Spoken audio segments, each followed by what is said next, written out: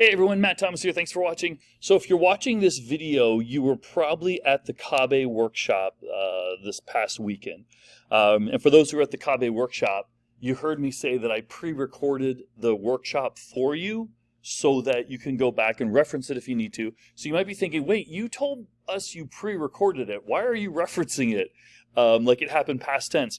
That's because I'm re-recording this because my original recording the slides didn't change on the when I kept changing the slides on the slideshow, so it's me talking for an hour and 15 minutes on with the same slide showing. So anyway, I'm re-recording it, not that it matters, but what I'm going to do again, if you're watching this, you were probably at the workshop already, and so I'm going to kind of quickly move through the topics as a reminder or a refresher for you, not necessarily spending as in-depth as maybe I had on the workshop at times. And just a reminder, this entire workshop is made up of miniature workshops that I do. So each topic that I talk about is anywhere from a 20 to 30-minute workshop by itself.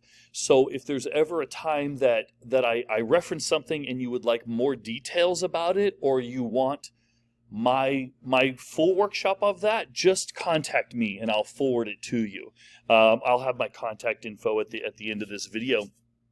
And of course, on the screen is the QR code that I gave at the workshop that will give you access to this presentation and all of the videos that are connected with it. So there's just some things I'm going to skip, right, just for sake of time. So let me just skip this and get right into the stuff. So, okay, really what this workshop was about is best teaching strategies based on neuroscience and behavioral psychology. And so I'm a big believer that neuroscientists understand how the brain learns, right? They're the first that'll say, look, teachers, seriously, you need to stop doing this, this, and this. It's not supported by how the brain learns. However, you need to do more of this, this, and this, because this is supported by how the brain learns. And a teacher will look back and go, okay, cool, because we're the masters of the art of teaching, right? And I really believe teaching is an art. It's all about getting our audience involved, right? It's like when we watch a movie, right? If we're interested, we're going to pay attention more. So as a teacher, we want to, it's the art of teaching. It's the art of keeping our students involved so they can pay attention and learn what we're trying to teach them. Well, teachers, we're the art of teaching, right? So we'll say, okay, neuroscientists, that's cool. Tell us how to do that, right? You're telling us how the brain learns. Tell us how we can apply that to teaching so that we can do that. And the neuroscientists will sit back and go, look, you're the teacher, you figure it out. And so there's this disconnect. There's this neuroscientists know how the brain learns. Teachers understand how to teach, the art of teaching. We need to communicate more. And there are times, and I say this respectfully because I am a teacher, there are times where in education, in the Institute of Education, bubble of education, we tend to create things on our own based on theory. Like theoretically this works, so this is a great teaching strategy. However, neuroscientists will go, look, that's not how the brain learns. And sometimes strategies that we endorse as educators aren't necessarily as effective as we think they are, and can oftentimes be counter-effective. So I'll explain. One of the strategies would be learning styles. I've got links to the videos here. I won't click it because as soon as I click the link, it shuts off my recording. So learning styles is a perfect example. Learning styles, which we've, through the credential programs, teaching credential programs, we've been taught are a thing, right? We've been taught that we need to teach to different learning styles. Some people are visual learners. Some people are auditory learners, kinesthetic learners. And there's the statistics, like 65% of all people are visual learners, and that's quoted many, many different places. However, neuroscientists will say, look, there's no evidence at all that there are learning styles. Learning styles do not exist. And this quote of 65% are all visual learners is not a fact that you can support anywhere. That's often quoted, but there's no where that came from, right? So neuroscientists have known that learning styles do not exist. They've known that for years. Educators have perpetuated this idea of learning styles. Yet we don't talk to each other. Neuroscientists could have just said, hey, you guys are misunderstanding how the brain learns, because there are learning intelligences and learning modalities. That's absolutely accurate. But the fact that people learn a certain way is not accurate. And so I'll give you the explanation. So a graph is a visual. If I were to try to explain a graph to you without showing you the graph, it would be very difficult for a person to understand, because it's a visual intelligence. It's a visual that we have to look at, right? So a graph should be seen first, and then we can explain it. That doesn't mean a person's a visual learner. It just means that a graph is meant to be seen visually. Well, seen because it's a graph. A play is meant to be watched, not read. If I were to tell you a story, I don't need to give you a picture of the story, right? A story is an auditory. So our auditory intelligence is bringing, hearing the story, right? And then our brain's processing it. It doesn't mean I'm an auditory learner, right? If someone shows me a graph, I can evaluate what that graph is saying. I don't need to hear the graph. Kinesthetic learners, not kinesthetic learners, kinesthetic modalities, like as far as the act of actually doing something. If I'm watching a graph or looking at a graph, I don't need to create my own graph to learn from it, right? It's not a kinesthetic learner. So the point is, and I think I'm taking too long on this, is that that's an example of education supporting a strategy based on theory, or in the case of neuroscience, a misunderstanding of how of the learning modalities of the brain. So learning styles aren't a thing. And so in education, we've kind of like, hey, theoretically, it makes sense, even though it's not accurate. Another thing that education has perpetuated or promoted that isn't necessarily supported by neuroscience and behavioral psychology is the idea of, if like forcing students to speak aloud. So equity sticks, equity cards, anything that requires students to speak is not supported by behavioral psychology. So if you have students, there's some students like myself who are observational learners in the sense that like this. I don't mean I like to sit back and observe, right? I like to be in the back of the room, not because I'm shy, not because I'm against talking, not at all. I'm on video right now talking to you all. But I like to sit back and watch. That's more comfortable for me. There are others that want to raise their hand all the time, that want to speak up. They learn best that way. So in education, there's this idea that's supported or pushed that no, none of my students are going to hide in the corner. And it's like, wait, you're making it seem like it's a bad thing. Your quiet students aren't hiding in a corner. Your quiet students are observational students. They learn that way. They learn better that way. They're more comfortable learning that way. Then there's other students who need to be vocal. They need to raise their hand. They need to be the one responding. They learn better that way. And so as a teacher, we're taught sometimes to almost shut down the students who talk a lot. Like, Joey, I know you answer all the time, but let's give someone else a chance to answer. Like, that's a terrible response, because now Joey, who learns really well by raising his hand, now he feels shut down. And so he's now not really going to be learning because he's embarrassed because the teacher embarrassed him. And then when you call on a random student who tends to just not want to say anything, just observes and enjoys processing information that way, when you're calling on a student or forcing a student to be called on, right? When a teacher goes, oh, let's see who, I've had teachers say this, like, who am I going to pick on today? That's a terrible response in class or thing to say in class. Because now all these students are like on high alert and new learning isn't going to happen that well. I'm going to support that statement later on when I talk about calming the amygdala. So it's okay, teachers, to let your students who do not speak up, don't force them to talk in class. And it's okay for the students who always raise their hand to let them respond.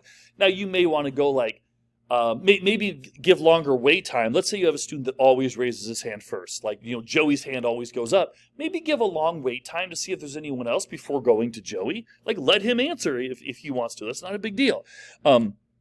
So in this workshop, this is really, my goal is to highlight what teachers do really well and explain why it works. So I think in the mistake that what workshops that are called brain science, right? Or the science of learning through the brain, those type of workshops, they don't do a good job at explaining why things work. they do a good job at identifying, like, here's the occipital lobe, and here's where people look at stuff, and then that's processed by this, and you're a teacher, and you're like, okay, cool, how does that help me in third period? My job in this workshop is to explain why it's important to know how the brain learns and how that will help us as teachers, right? So that's the key, so that you can know exactly why you should do something more often and maybe why we shouldn't do stuff more often. So that's the goal, is that you understand that it's kind of bridging that gap between, neuroscience and education, or theory versus, reality, right? So here we go.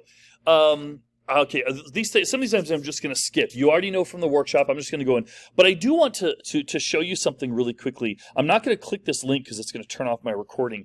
But when I did become a teacher, there's one thing I started doing the past few years that parents love. And I'm the only teacher that does it, at least at my school.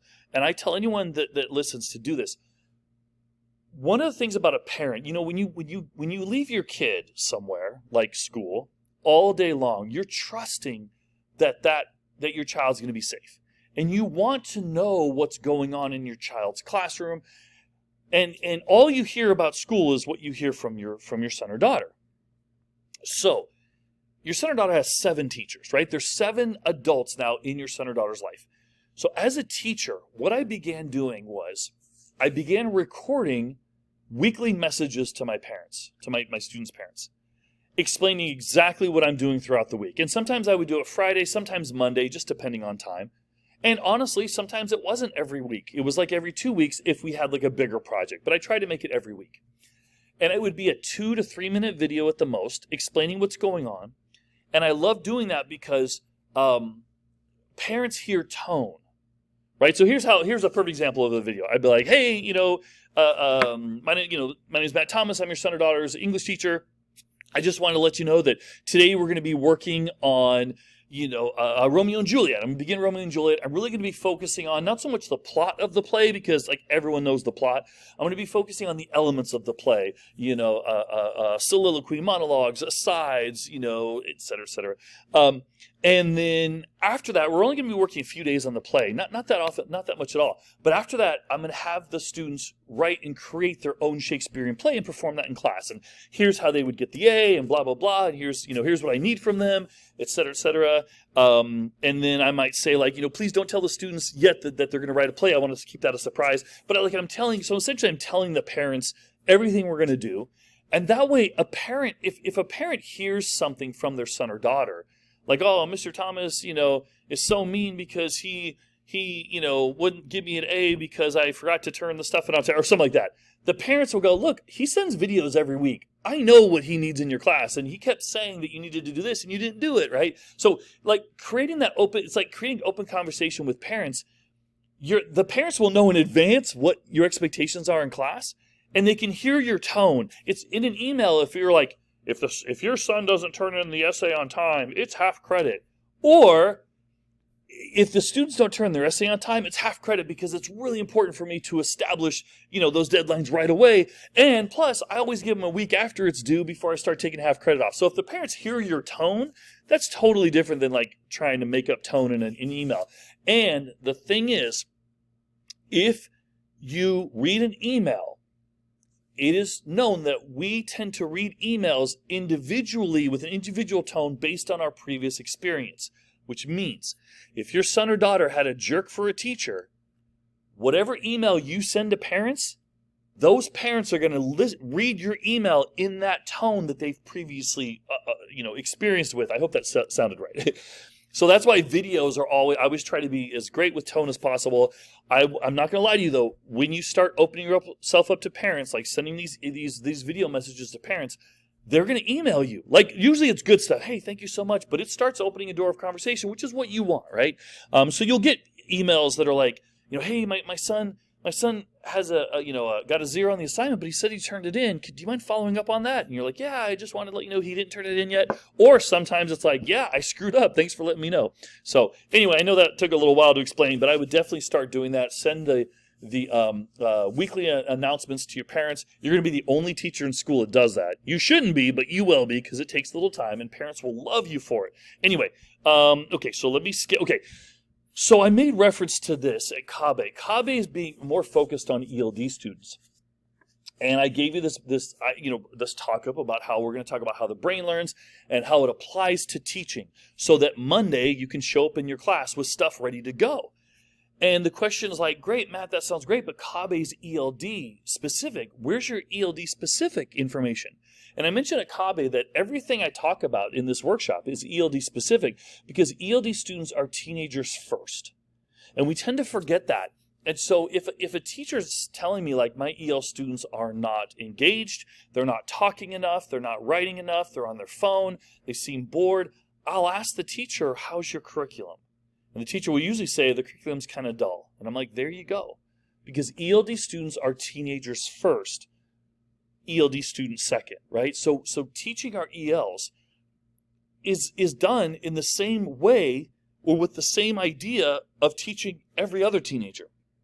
They've got to be engaged. You've got to teach them in a way that's efficient and effective by teaching them, in a way that how their brain learns. So let's get into it. I showed the pair. I thought it was funny. All right. Anyway, let's get started. All right. So 2 biggest influences on student success.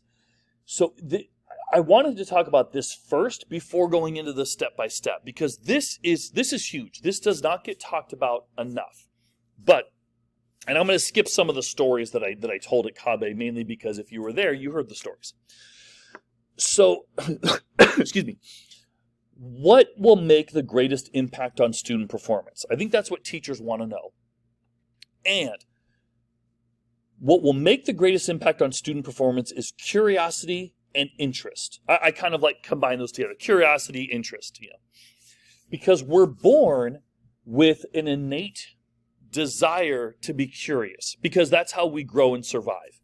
So as a baby, like we're born, obviously, and then we start putting our fingers in our mouth or our toes in our mouth because we're curious. We're curious what these things are in front of our face. We start crawling because we're curious. We're interested. Everybody else is crawling, so I'm like, what's going on? We start walking because we're curious. We're interested. You're watching this video because you're curious or interested, or if you attended the conference, you're at the conference because you're curious or interested. And so it's the first and foremost, most important stage of learning. Whenever someone tries something new, they do it because they're curious. They're interested. It's the reason why I got into neuroscience years ago, is because I was interested. And if you're a CABE, you know the story as to why I got into it, because of the birth of my daughter. The fact that I'm still doing these videos and I'm doing these workshops is because I'm interested in doing it. And so that anytime someone starts something new, they're curious. So the real question should be as teachers, and this should be how we start meetings when we're teaching something new. How do we create the interest for our students? How do we create that curiosity? Because if our students are curious and interested, the teaching's happy. Like they're going to do all the work, right? When they talk about it needs to be student driven, we have to decide how we make it student driven. Get the students curious about what they're doing. Get the students interested in what they're doing, and then that will spark learning. So then, what now? Once the students are curious and interested, what is the greatest determining factor of success? What will keep the students going? And that's enjoyment with achievement.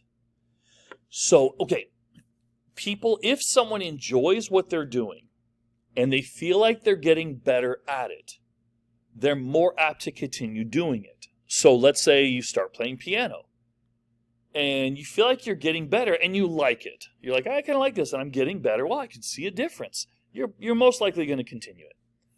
If you start playing piano and you're playing the same song for 6 months, chopsticks or something for 6 months, and you're not getting any better and you're not interested, you're most likely going to stop.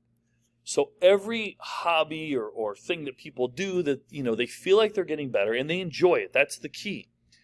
They're most likely going to continue it. And so that's when we talk about student engagement. We want our students to enjoy what they're doing but feel like they're learning it. And that ties in with intrinsic motivation. So as teachers, we've all done workshops on intrinsic and extrinsic motivation. And it's always taught like we need to get our students to have, to intrinsically motivated, right? We need that on our students. But the issue is, by definition, intrinsic isn't something that we can control. We can influence, right? But the students have to be interested. And we know sometimes that's not something we can control as well, because sometimes we just like what we like. We don't know why, we just like it. And we don't have to explain why we like it. Like, why do you like cooking? I don't know, because I like food. Why do you like food? I don't need to explain that. And so sometimes with intrinsic motivation, it's not something we can control. We as teachers can influence our students to enjoy what we're doing. And that could be on different levels. Because some students, they may not like the essay you're writing, but they enjoy you as a teacher, and so they don't want to disappoint you.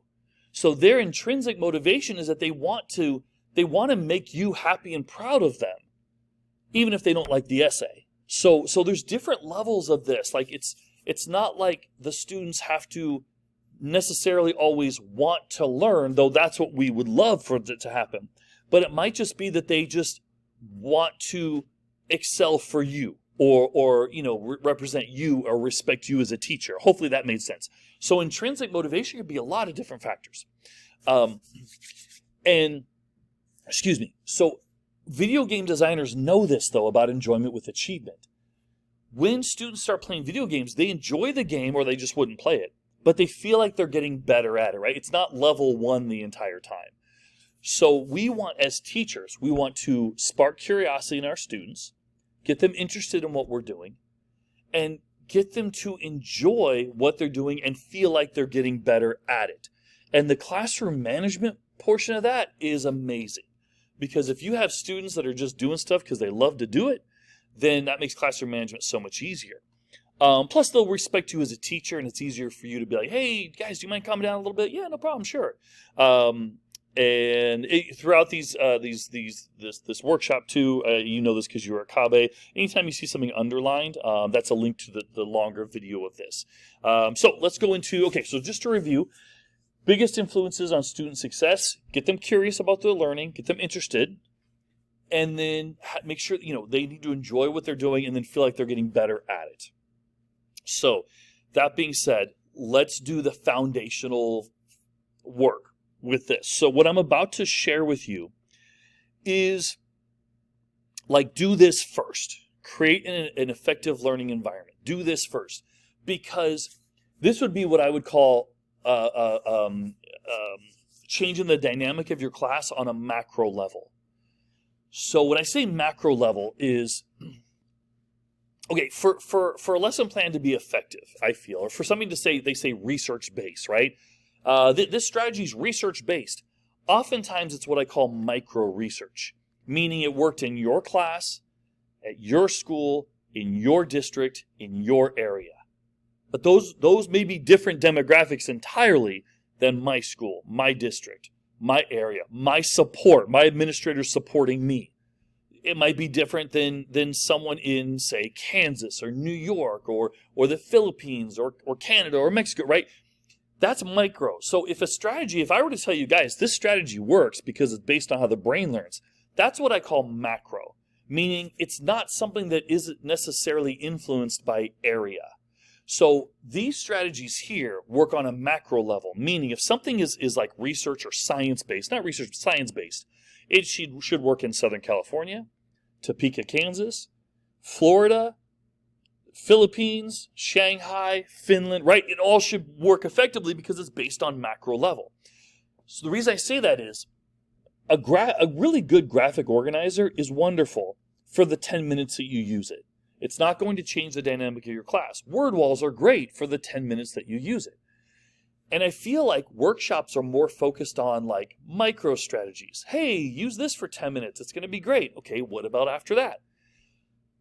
This here, if you establish this first, creating an effective learning environment, then it makes all those micro strategies that much better. So, if you're looking for a step-by-step of what to do on Monday, this is it. And then we get into lesson planning. So, first things first. To establish an effective learning environment, we have to create an environment of respect for our students. So here's the thing. Teenagers model adult behavior. They're learning how to be good adults. Teenagers are not learning how to be, good teenagers. They're already teenagers, right? They're learning how to be good adults. And what teenagers do is they model adult behavior. It's essentially through mirror neurons. We tend to model things. We tend to mirror, when we see something. It's like if I start yawning and everyone else starts yawning, right? You know how some people we act one way with a certain amount of friends or certain group of friends, and then with another group of friends, we act another way. And so it's like that. We're like mirroring what other people are doing. So here's the thing. A typical teenage argument would be, you give me respect first, I'll give it back to you. A typical adult would say, no. I'm the adult. You need to respect me first, and then I'll give it back to you. If you look those arguments up side by side, there's like the exact same argument. It lines up perfectly. We're both saying, respect me first, and I'll give it back to you. So as a teacher who understands this, if we start giving our students respect, they are neurologically prone to giving it back to us. Now, it may take not a day, a week, 2 weeks, a month, a semester, depending on how challenging, depending on how negative the parents are in the kids' lives. I don't know if I said that right. So some of our students have very challenging home lives. And all they hear is getting yelled at and disrespected and cussed at and all that stuff. So you, as maybe the only adult in their life that treats them with respect, you have a difficult task, right? Trying to bring them back to give you that respect. But it'll happen. It just may take a little while. So let me give you a perfect example. Okay. Mom and dad come home. They're both tired. They've both been working long shifts. They come home. Dad sits on the couch. Mom says, hey, honey, can you take the trash out? The dad says, oh, you know what? I'm tired. I'll do it later. That's what the teenager sees, right? The teenager sees mom and dad talk to each other that way. So later on, the mom comes in to the teenage daughter and says, hey, clean your room up. The teenager says, oh, I'm tired. I'll do it later. The mom says, oh, no, you won't. Don't talk back to me. You'll do it right now, missy. And the teenager is like confused because that's how mom and dad talk to each other. And the teenager wants to be a good adult and is modeling adult behavior. And the teenager goes, in the teenager's mind, this isn't a conscious thing, but it's like thinking, I'm confused because that's how mom and dad talk to each other. I thought that's how adults talk to each other. So as teachers, we want to create an environment of mutual respect to where, our teenagers will speak to us the way we speak to them. So that involves saying please and thank you. Hey Joey, do me a favor. Do you mind dropping the lights, please? Or hey Joey, I know you didn't pick that, or I know you didn't drop that trash, but do you mind please picking that up on the way out? Thank you. When you call on students, hey guys, so Daisy and Gatsby were having this discussion, blah blah blah. Why do you think that influenced how Tom was doing this? And then you open, you look around, and then Joey says, oh, I have an answer, and you go, oh, please, thank you. Say please and thank you, model that. And if you mess up as a teacher, tell the student, sorry guys, I totally messed up. If a student, some teachers are stand at the door teachers, which are awesome, especially like the fist bump teachers. Every time coming in, fist bump, stand at the door. I think that's amazing. I'm not, because I don't feel comfortable with that. I'm more at the stand at the front of the class and talk to students. So whatever's comfortable for you. If I stand at the door, it wouldn't be authentic. But I'm like conversation with students, like, hey, I like that shirt. Maybe a Metallica shirt. Oh, it's a great shirt. Do you go to a lot of concerts? Or, oh, you like that baseball team? Get talking to your students.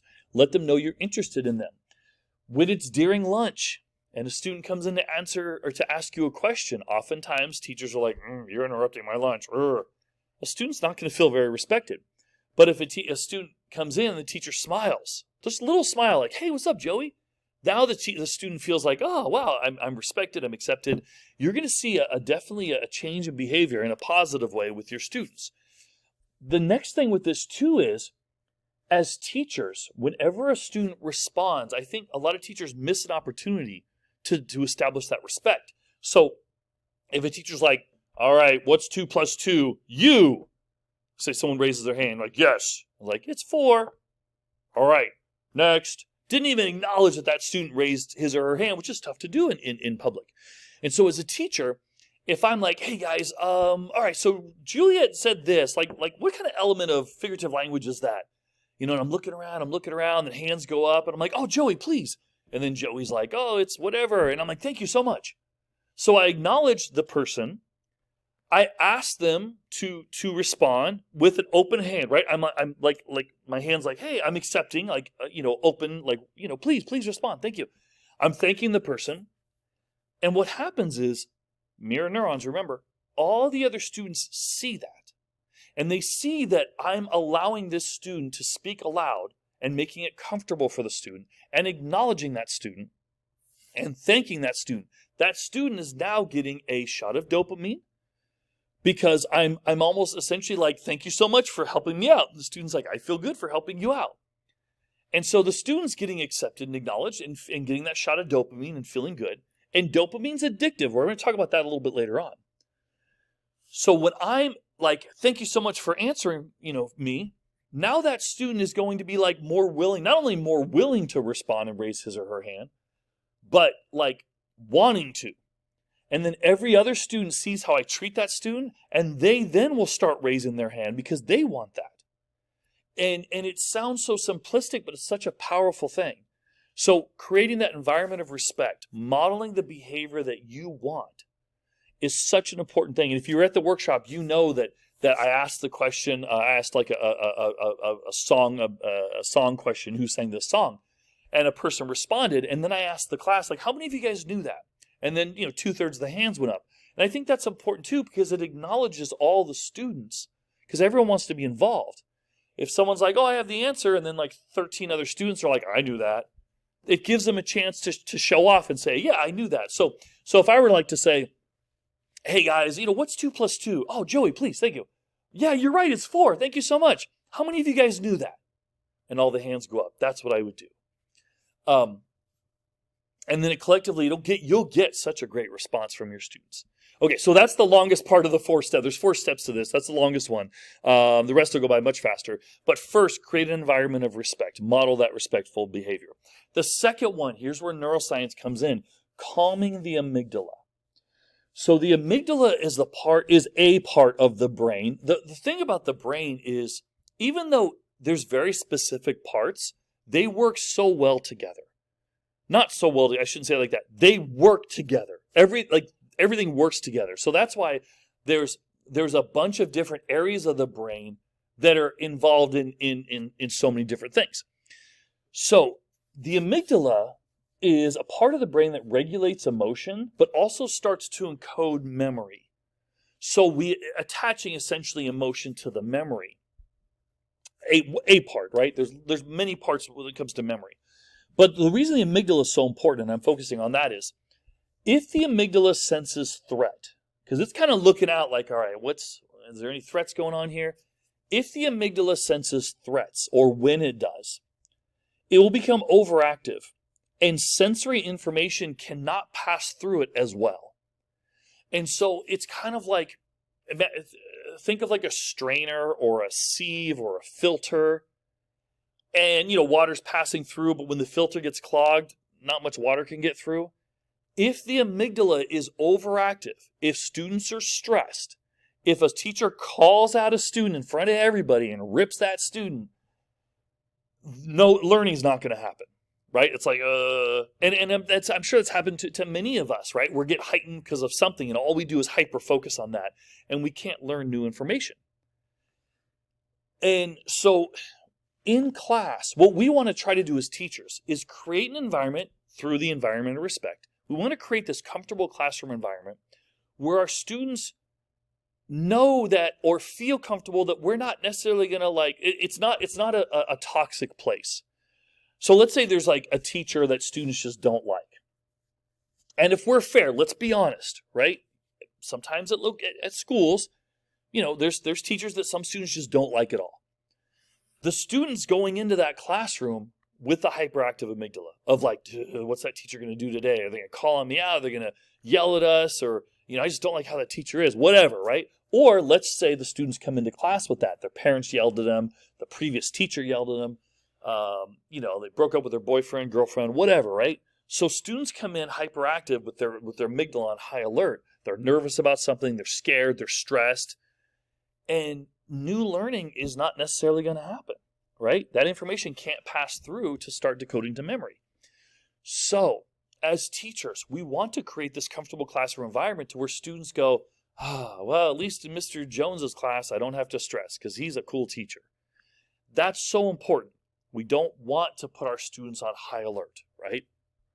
And so it made me think of a story. I didn't share this at CABE, but my second or third year teaching, one of the rules in my classroom is don't talk when I'm talking. And my students know that. I'm like, guys, don't talk when I'm talking, please. I was doing a lecture, and I was like third year teaching. I don't know what I was talking about. And this one student, who's a good guy, he was talking to a student behind him, and I went, Joey, stop talking when I'm talking. I'm trying to get through, whatever, right? And the look on his face was like, oh my gosh, like, and his amygdala just went, whoa. And right away I knew, dude, I screwed up. Like I got on him in front of everyone too hard.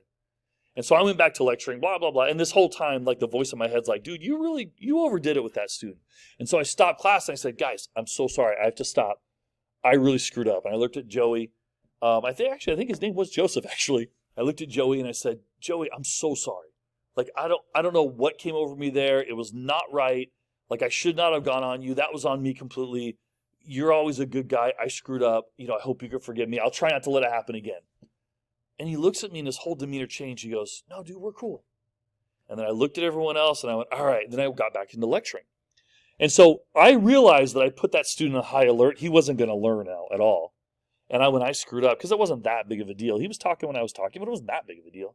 So I had to stop, apologize. That now he got a little more calm. He's still probably on high alert, but a little calmer. And what happened, the reason that's so important is because all the other students who, when I ripped into this guy, all the other students were overactive too. They're not learning. They're like, whoa, Mr. Thomas yelled at him. It made everyone else go, dude, Mr. Thomas is human and he apologized. That's cool. So remember, mirror neurons, right? So now the students know that it's cool. If they screw up, they can apologize. So anyway, develop an environment of respect, create a comfortable classroom environment. The third step of this is dopamine. We need to create dopamine with our students. So dopamine, okay, there's a lot of different things that dopamine does. Let's just get that out there. Oftentimes, it is called the reward hormone, right? It's oftentimes thought of as like, the excitement, the happy, the reward center, et cetera, et cetera. But the thing is with dopamine is given when someone anticipates something. So it's pleasure hormone. That's what I was trying to say. I'm like, do you see how my amygdala was on high alert? I'm like, what's the word I'm looking for? It's the people call it the pleasure hormone. It's more given when you anticipate something. So if you're anticipating a weekend coming up, you're anticipating a vacation, dopamine. Kids are anticipating Christmas presents, dopamine. It's not when you get something, dopamine. That's a different thing. It's more when you're like excited about something, like if you were coming to the workshop, you hopefully were getting dopamine, right? And then when you get it, it becomes something else you get, and then you're like looking for, let's say your kids get a Christmas present. They're like so excited. They're anticipating a Christmas present. They open it up. Now they're anticipating playing with it, dopamine, all that stuff. So dopamine is addicting. You want the students to get that. So you want them to get excited or anticipate coming to your class. And if your students anticipate coming to the class because they like you as a teacher, they like your lesson plans, that's going to keep perpetuating. So it's not like a one and done thing. Like every time I think of your class, let's say second period, they're like, oh, this class is so dull. Oh, Mr. Jones's class is third period. All right, dopamine. And then every time that person thinks of your class, dopamine, right? Because it's addicting. So you want your students to enjoy your class. Now, before you go, well, great, Matt, how do we do that? I'll explain that when we do the lesson planning part. I'm just establishing what you want first. Establish this first, and then create it within your classes. You want your students to look forward to your class. And so, again, there's 4 steps to this, creating an effective learning environment. Step 1, environment of respect. Step 2, comfortable classroom environment. Step 3, student level of excitement. You want to create interest in your class. Step 4, which you could argue is one of the most important steps, though they're all important, but this is something we never talk about, and it should. We should talk about this all the time. Creating dopamine with teachers. So I have links there of different ways that I create lesson plans for my students to make it fun for me. So as teachers, we want to create dopamine for teachers. If we want to plan lessons that are fun for us to teach, not just fun for students to learn, right? Because it's fun for us, the students will most likely have it. So you want lessons that are fun for you. Imagine okay, we all have our favorite lessons, right? Imagine if every lesson was your favorite. Now, before you go, dude, Matt, that can't happen. I promise you, I will tell you this. And if you know me personally as a teacher, you know this to be true. I'm making this number up, but 95% of my lessons are my favorite. The reason I say 95 is there's times we have to take the district test, right? There's times we have to do certain things that, I'm like, all right, we just got to do it. But if I am creating the lesson, it's my favorite lesson. Because I'm making it in a way that's fun for me, because I think of the students first. And I think of the classes I had in high school, and I didn't always enjoy them. But I remember the teachers who made it fun, so that's how I teach. I try to make every lesson fun. Students will pay attention better. If you have fun teaching your lessons, you're going to enjoy your career. You're going to look forward to class Sunday night because you're like, ooh, the students are going to love this on Monday. You're going to look forward to coming in on Sunday rather than, oh, Monday. Time goes by faster because they call it the flow. When we get into the state of the flow, dopamine's produced. And what happens is we're not focusing on time, essentially. Time goes by a lot faster if you're engaged in something. So I will say, too, as teachers, sometimes we think that there's a difference between our home personality and our work personality. And sometimes we're one way at home, but when we come to work, we're like, oh, I'm at work. It's not bad to bring your home personality into the classroom. Unless you're a jerk, then don't do that. But if you're the Star Wars guy at home, be the Star Wars guy at school. Get one of those Star Wars crawl generators, right, that you can find online, and use it for your daily agenda, every day. The students are going to look forward to that. The students are going to love that kind of stuff. So, create lessons that are enjoyable for you, and you'll enjoy teaching much better, and your students are going to love it. So, and I have this linked, whether it's behavior psychology or neuroscience I'm focusing on. But the first thing, most important thing before you get into the strategies, which we're going to get into now, create an effective learning environment, meaning model the environment you want, right? Calm the students' amygdala. Make sure your class is not toxic. Make sure your class is a class that students enjoy coming to, which creates dopamine in the students. Make sure the lessons are fun. When they talk about engaging, what does that mean? That's what we're talking about. We're going to talk about that in a couple minutes. And create dopamine in yourself. Do lessons that are fun for you. Now, the thing we know about the textbook, because some people might say, look, I just teach the textbook. The textbook's not exciting at all. You're right. But that's not the intention, right? Textbooks are not a how to teach. Textbooks are more like the what of teaching. Here's the story, and here's this and that. And so we come in and go, you know what? Textbooks tend to be put together by researchers, not necessarily, effective educators. And so our job as the teacher is to make that exciting. How am I going to really teach this? Sometimes the questions that they ask are not very engaging, so I might rewrite the question a bit with the same intention. So now that we're creating an effective learning environment in the classroom, now let's work on our students remembering the information that we teach. So I'll go through this quickly. This was the part of the workshop where I talk about how the brain learns. And essentially, I think it's important for us to know how our brain learns and how our students learn things so that we can teach to that way. It's more effective, more efficient. We don't waste time. And the students won't get more confused. So I like to use a lot of stupid analogies. So to me, the way the brain learns, it's like a tree in your head. And each group of branches are neural networks. And whenever we learn something, it gets put in our neural network, et cetera, our tree branches. So whenever we learn something new, we get a little new tree branch growing in our head called a neural pathway. And for us to keep that branch growing, hopefully you can see the analogy here, for us to keep that branch growing, we have to keep watering it.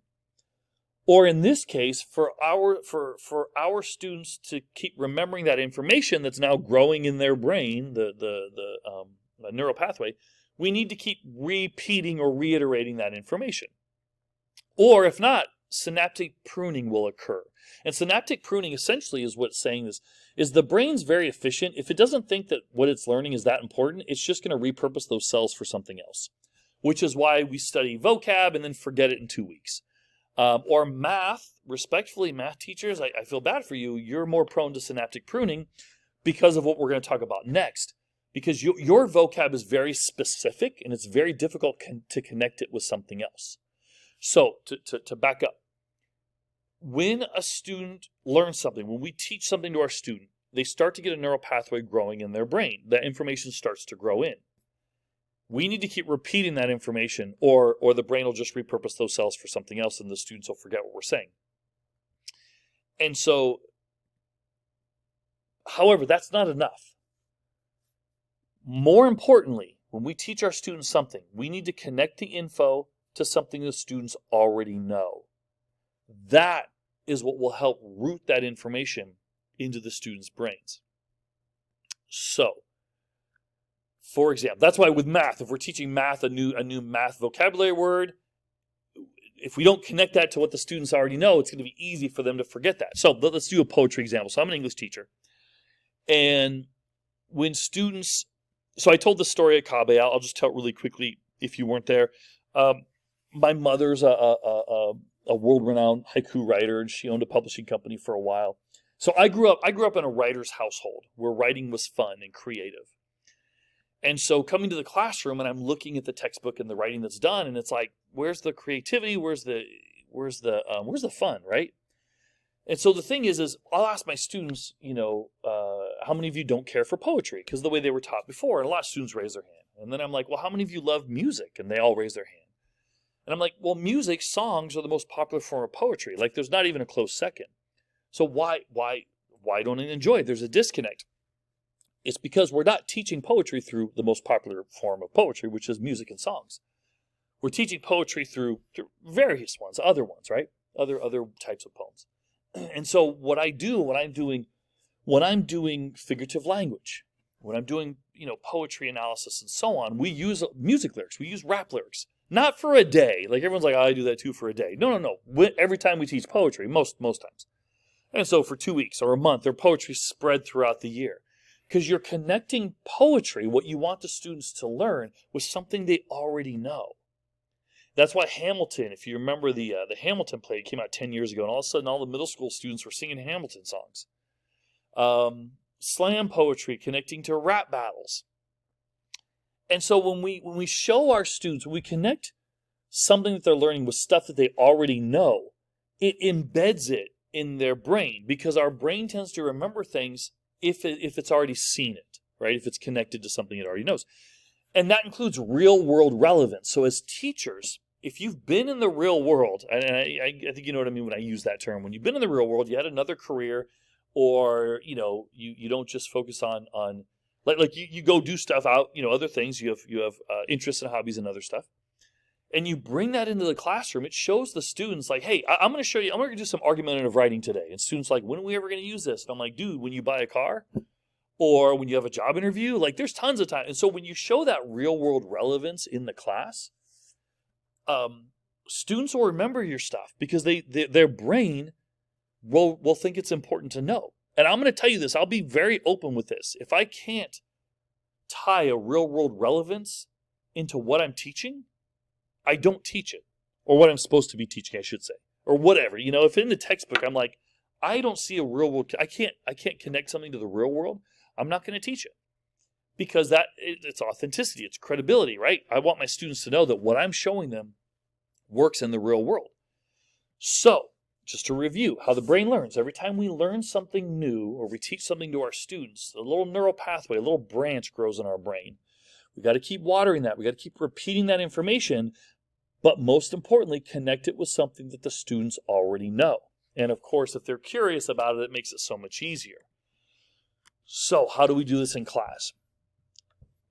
Really, one way to connect it with what the students already know is with quick writes. Now, before you go, Matt, we all use quick writes. You should be, you're right.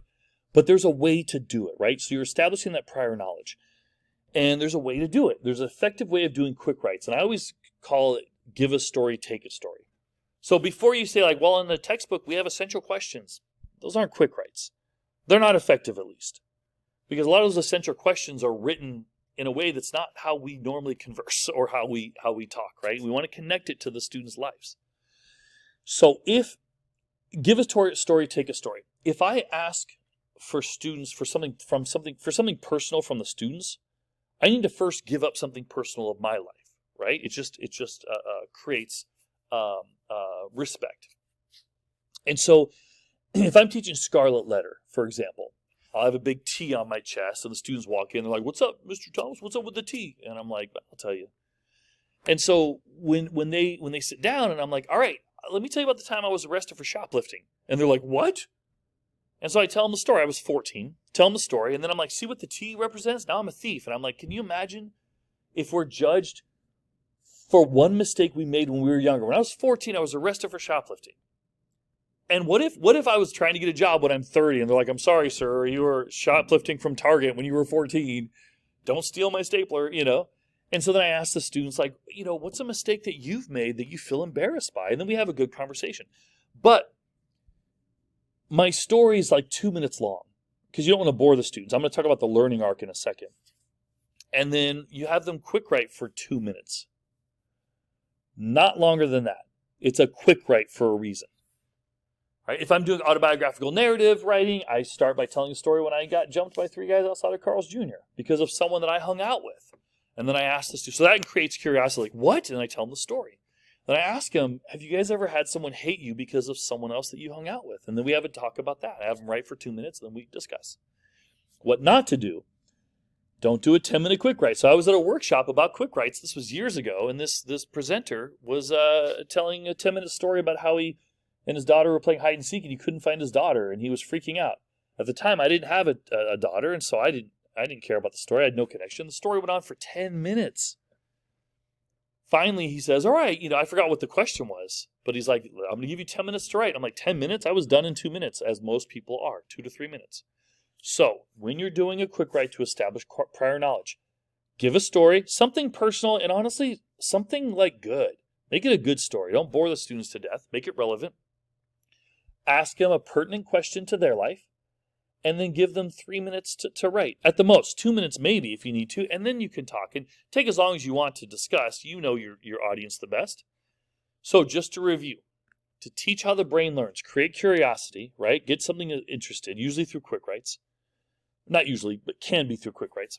Connect what you're teaching to what the students already know. Connect what you're teaching to the real world. Try to show them some real world value.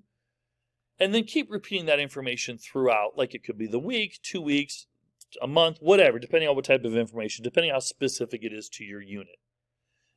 So this ties into how memories are made. So we talked about how the brain learns. Let's talk about how we remember things. So our memory is made up. Now I'm simplifying this for sure. But our memories are made up of 4 things: grabbers, gatekeepers, storage unit, recall. So if you remember what we did in the conference, I'll make reference to it here. I won't talk about it too much though. But essentially, when we walk into a place, our senses grab everything. So our senses grab all things around us: smells, sights, sounds, everything. And then asks our hippocampus, our gatekeeper, is this important enough to remember? Asks our brain, should I remember this? And the brain usually remembers things if it finds it important, if we've experienced it before. It's like, oh, you're repeating it, it must be important. If we have an emotional connection to it.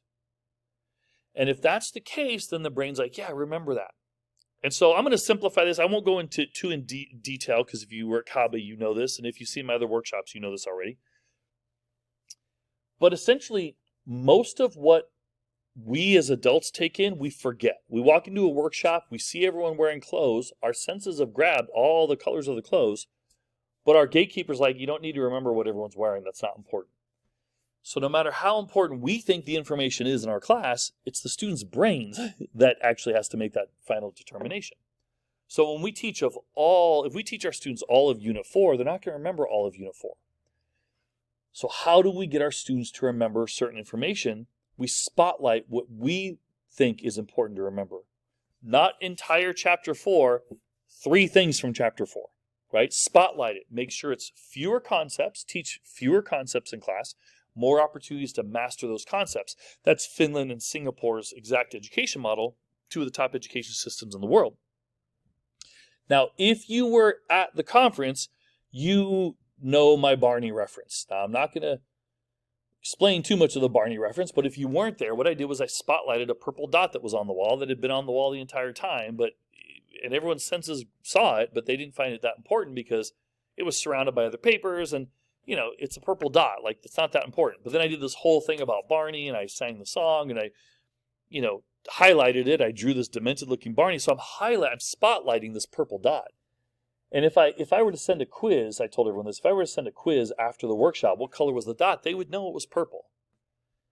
If I were to ask them, and I asked everyone, like, how many of you know Barney? 3/4 of the hands went up. If I would have asked later on, like, what was the character? People would remember Barney because they knew Barney. I might even ask a extra credit question. What was the song? They'd be like, I love you, you love me. I could send everyone there a quiz every day for a week. They would get 100% on this quiz because I spotlighted the information and I established prior knowledge. But I wouldn't do it because the information is so irrelevant that I'm going to forget to do it, and they're going to forget that I ever did the Barney, right? The synaptic pruning, because it's not that important. But my goal of this is to spotlight it. If I had not spotlighted that purple dot, and I were to send a quiz to everyone, what color was the dot in the conference, people would be like, what are you talking about? So the key is you want to make sure you spotlight the information that you think is the most important, because our students will not remember everything. So just to review what our brain remembers, it remembers information that it finds important, so we have to spotlight it and make a real-world connection to that.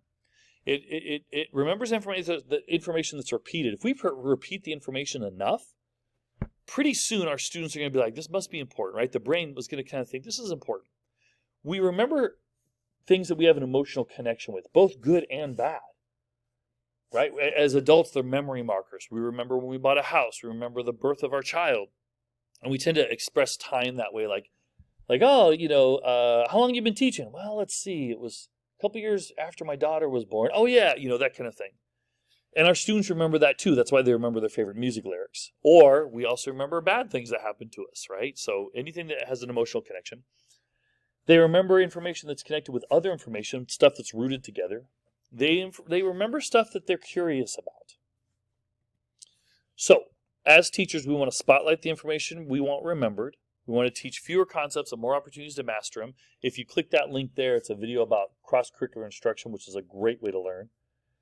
And we want to create lessons that have an emotional connection, that are fun, engaging, and sometimes just being a great teacher, right? The students just like you because you're a great teacher. So I did reference in English class how I do that. If you click this link here, it's my video on great ways to teach essays so students will remember them. And I hide my essays. I teach essay writing in a bunch of different writing projects. And so just to understand, most of what we teach will not be retained. So choose wisely and spotlight that information specifically.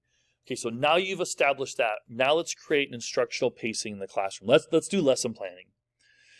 So credit Dr. Scott Boland for this.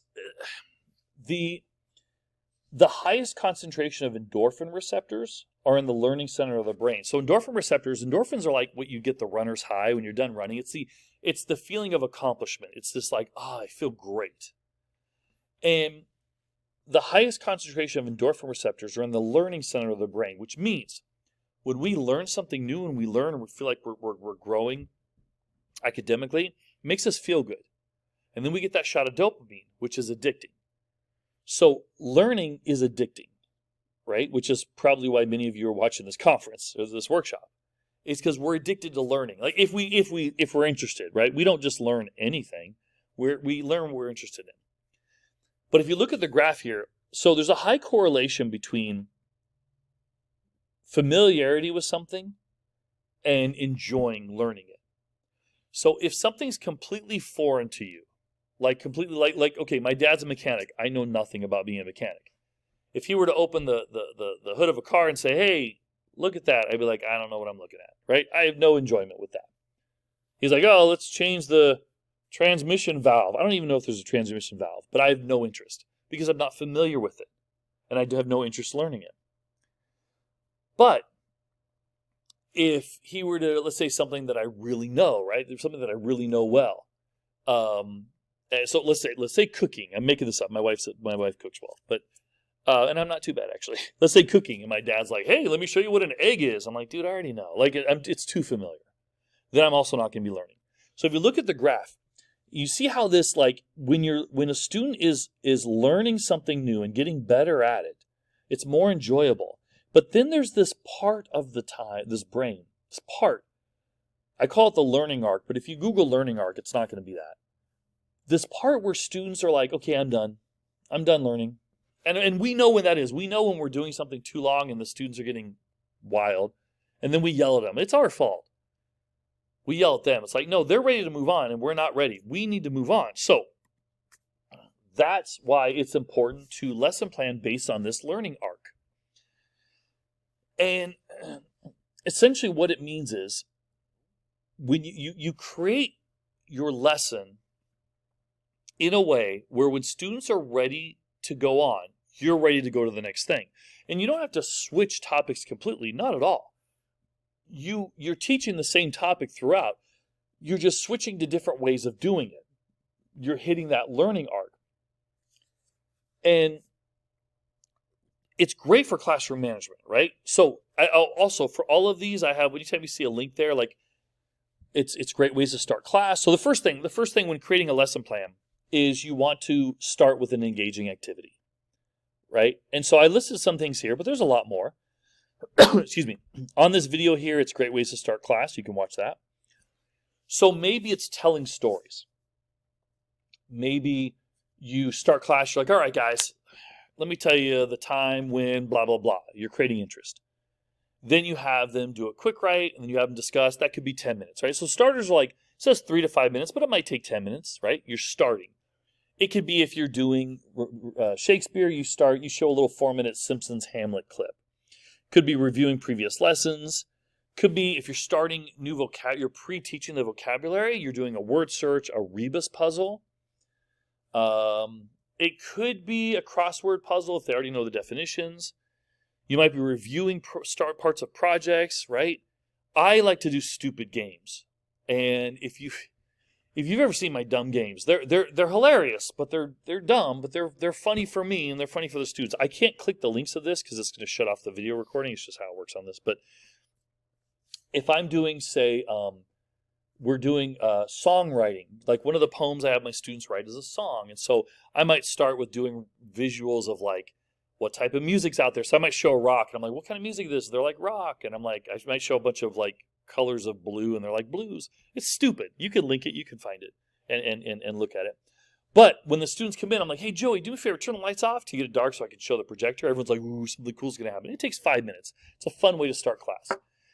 If I'm having students do poetry analysis, I'm a big believer that to be able to analyze a poem properly, you have to, the person has to understand what's going on in the author's real life, because that'll have influence over the poem. And so when we do Edgar Allan Poe's Raven and Annabel Lee, the Raven and Annabel Lee are written differently because during the time that Poe wrote the Raven, his wife was dying, so he had this sense of guilt, like it was almost his fault. And if you're not sure what I'm talking about, I have a video on that. You can search YouTube for it under Teach Based on Science.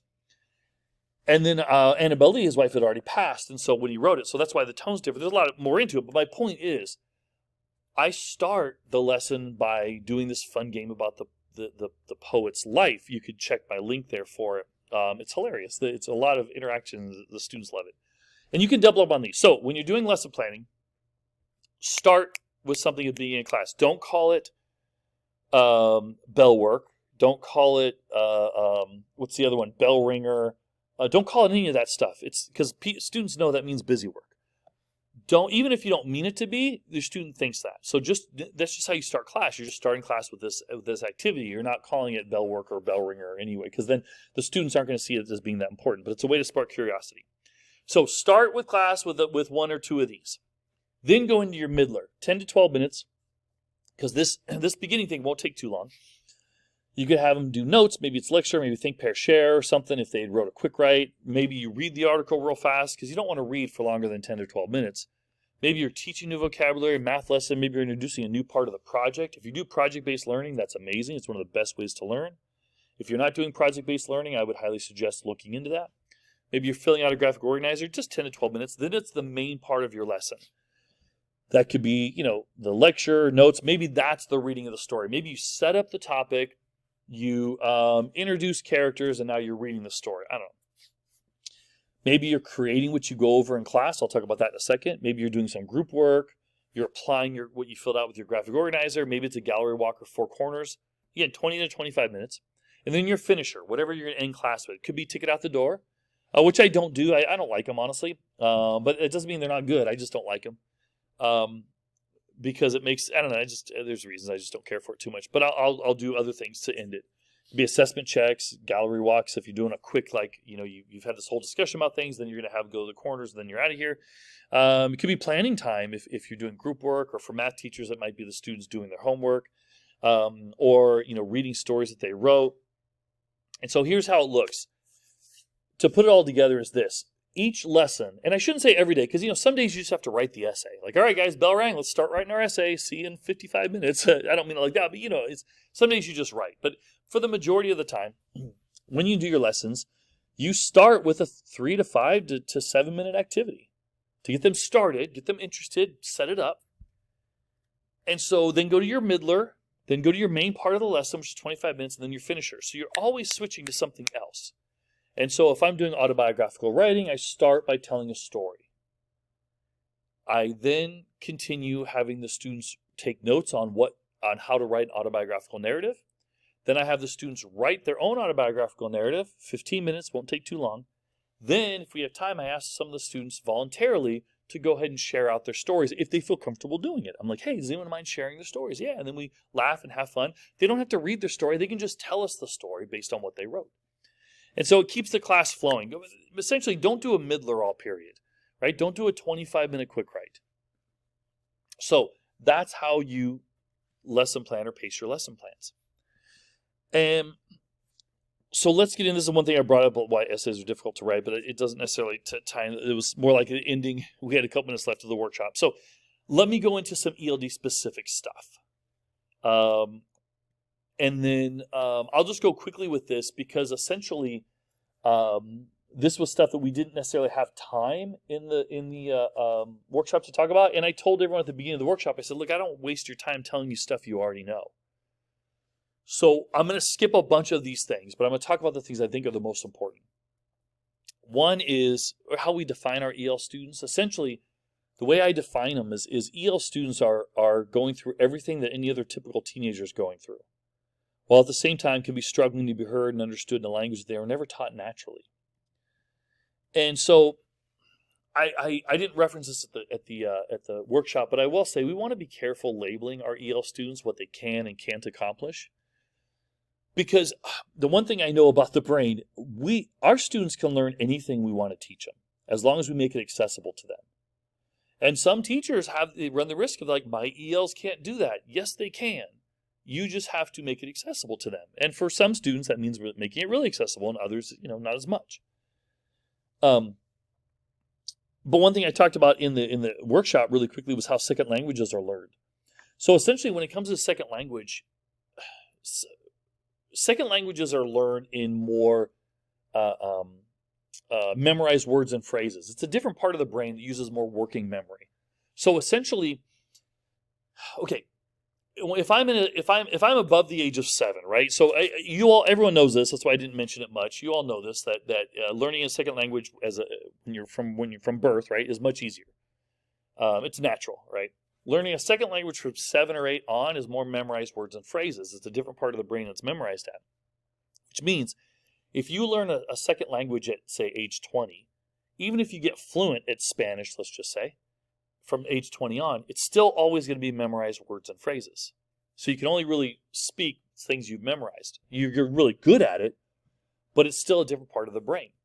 So the reason that's important to know is if I'm learning Spanish and I know that my professor says, okay, the word hello, I'm like, yeah, is hola in Spanish. And I memorize hello, hola. Hola means hello.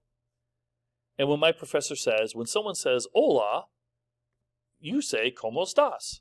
I memorize that. And then when someone asks you that, you say, bien, y tú, gracias, that kind of thing. Or bien, gracias, y tú. And so we learn new languages as memorized words and phrases.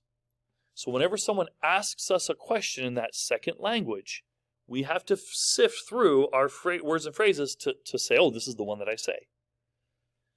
The reason that's important to know is that that's how our ELs are learning English if they're above the age of like 7, 8, 9, something like that, And so some questions are going to be more difficult for EL students to answer than others. The what and where questions are easy. What is the capital of California? What is the capital of Nevada? That's something you just memorize. What's the definition of mitosis? You just memorize that. Where is the library? You just that's a memorized phrase, right? Those are easy to answer. The more difficult ones are the how and why questions. Your EL gives you a response. Oh, why do you think that? Now your EL doesn't have a phrase memorized for that. They have to think of usually in their native language, then transfer it over to English, hoping that they have all the words. I'm going to talk about that in a second. Or how did you come up to that? How did you get that conclusion? That's so difficult for our EL students to answer because they don't have a memorized phrase. They have to come up with it conceptually in their mind and then translate it to English. And now imagine your EL students are in front of the class doing that. The added extra pressure. That's so challenging. That's why some don't talk, because they don't want to look, stupid in front of their peers. And the reason it's even more challenging is it's much easier if the words line up. So like so English has over 170,000 words. Spanish has only half that. Tagalog has 30,000 words. Thai has only 3,000 words, fewer than 3,000 words. So my wife's Filipino. Let's say I'm an art teacher and I'm looking for the word majestic, and I want the word majestic in my definition. Spanish has majestic, but Tagalog doesn't. So if I'm asking the students, like, how do you feel about this painting? Use the word majestic, right?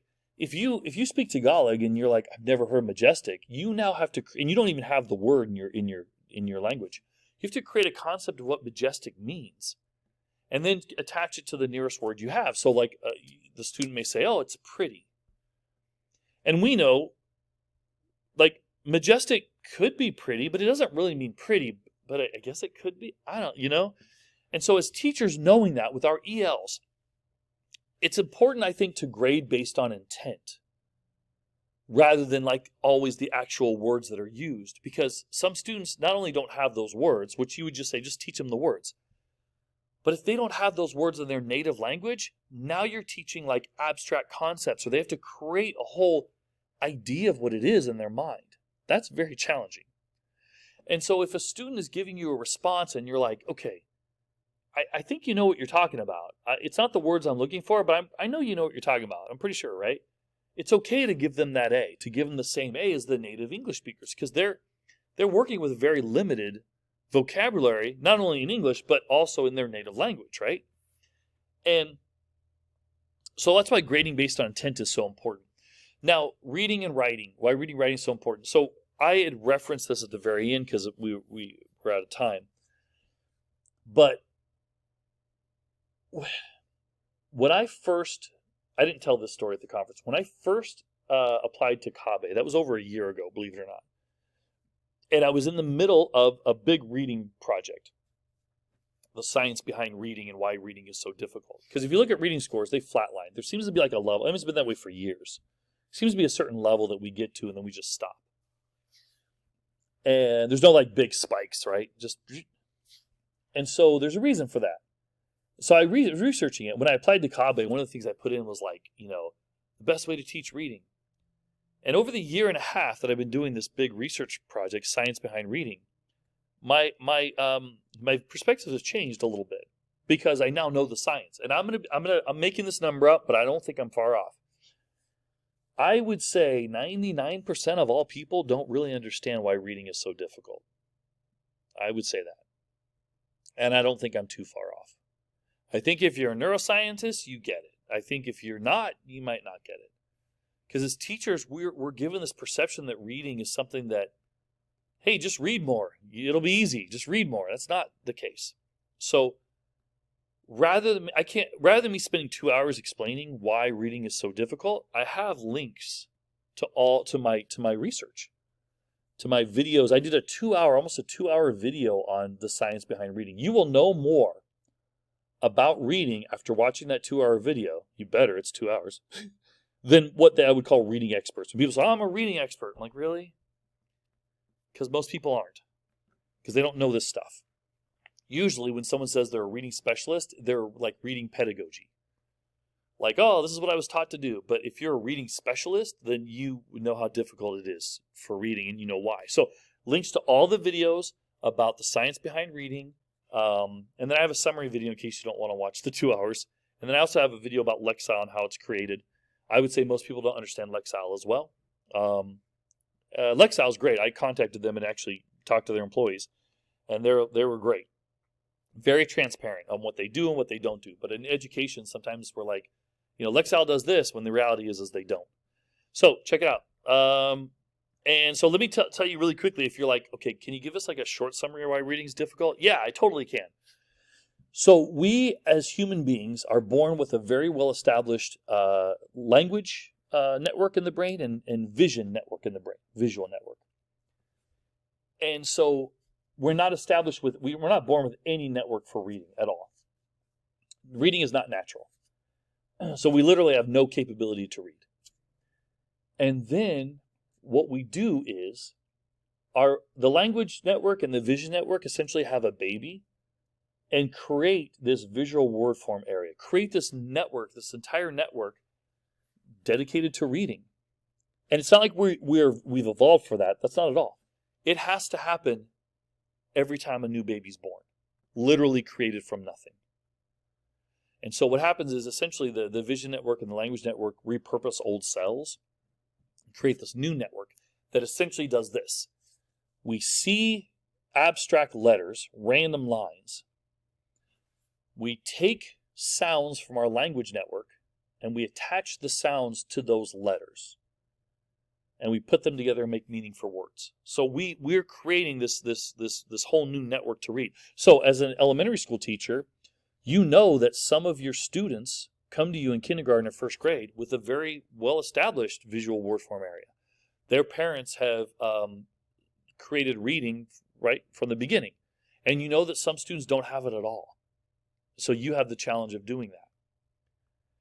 And there's much, much more to that, because it's not just the neuroscience of that. There's tons of research has been done as far as environmental and emotional aspect of reading, right? So you have, first of all, if you have students that are interested in reading, they're going to learn how to read because they're interested, no matter how strong their background is in reading, right? Or lack thereof.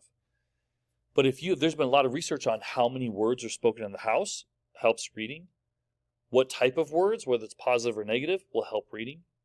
Whether a parent establishes an emotional connection, like holds a baby in his or her arms while reading, creates a positive emotional connection, will help reading. There's tons of stuff. But essentially, if a student's mom says, why doesn't my son read very well? If you say, sorry, Johnny's mom, your son isn't reading well because the circuitry between his language system and the visual system hasn't been developed very well. That is your answer right there. So anyway, that's a quick summary, and I don't even think that was very quick summary. So anyway, to end this up, you contact me if you want anything, regarding this stuff. There's my district email, there's my personal email. If you have the slideshow, there's a link to all my videos. My YouTube channel, Teach Based on Science. Please check that out. And again, I'm very open in exchanging research, trading research, just collaborating. You let me know. I appreciate you sitting through this and watching this. Thank you.